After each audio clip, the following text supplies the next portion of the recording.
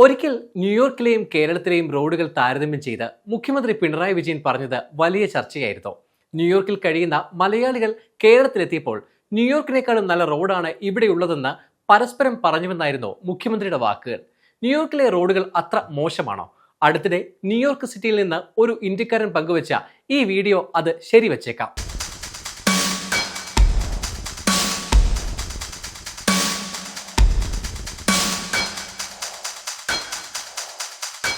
New York സിറ്റിയിലെ റോഡിന്റെ മോശം അവസ്ഥ ചൂണ്ടിക്കാട്ടി ഗൗരവ് മിശ്ര എന്ന യുവാവ് തന്റെ ഇൻസ്റ്റഗ്രാമിൽ രംഗത്തെത്തിയത് വൈറലായിരിക്കുകയാണ്. ന്യൂയോർക്ക് സിറ്റിയിലെ ടൈംസ് സ്ക്വയറിന് സമീപമുള്ള റോഡിലെ വെള്ളക്കെട്ട് കാണിക്കുന്ന വീഡിയോയാണ് സോഷ്യൽ മീഡിയയിൽ വൈറലായിരിക്കുന്നത്.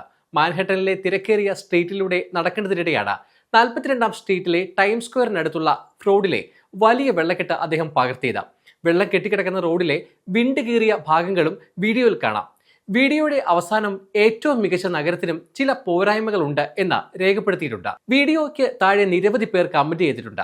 ന്യൂയോർക്ക് നഗരവും ഇന്ത്യൻ നഗരങ്ങളും തമ്മിലുള്ള താരതമ്യത്തെക്കുറിച്ച് പലരും സമ്മിശ്രമായ കാഴ്ചപ്പാടുകളും പ്രകടിപ്പിച്ചിട്ടുണ്ട്. ഇന്ത്യയേക്കാൾ കൂടുതൽ മെച്ചമെന്ന് ഒരാൾ അഭിപ്രായപ്പെട്ടപ്പോൾ മറ്റൊരാൾ ഇന്ത്യൻ റോഡുകൾ ഇതിനേക്കാൾ മികച്ചതാണെന്ന് കമന്റ് ചെയ്തു. ഇന്ത്യയേക്കാൾ കൂടുതൽ മെച്ചമാണ്. അമേരിക്കൻ നഗരം ഇപ്പോഴും ഇന്ത്യൻ നഗര നിലവാരത്തെ മറികടക്കുന്നുവെന്ന് ഒരാൾ പറഞ്ഞു. ന്യൂയോർക്ക് സിറ്റി അമേരിക്കയിലെ ഏറ്റവും വലിയ നഗരമാണെന്ന് മറ്റൊരാൾ കമന്റ് ചെയ്തു. വാസ്തവത്തിൽ ന്യൂയോർക്ക് സിറ്റിക്ക് 1 ട്രില്യണിലധികം GDP ഉണ്ട്. എല്ലാ ബഹളങ്ങൾക്കിടയിലും താൻ ഈ സ്ഥലത്തെ സ്നേഹിക്കുന്നുവെന്നും അദ്ദേഹം കുറിച്ചു. ന്യൂയോർക്കിൽ മലിനീകരണം വളരെ കൂടുതലാണെന്നാണ് മറ്റൊരാളുടെ കമന്റ്. അതേസമയം മെൽബണിലും ഇതേ അവസ്ഥയാണെന്ന് മറ്റൊരാൾ കമന്റ് ചെയ്തു. ആദ്യം നിങ്ങളുടെ നഗരത്തിന്റെ അവസ്ഥ ശരിയാക്കാൻ ഒരാൾ നിർദ്ദേശിക്കുന്നു.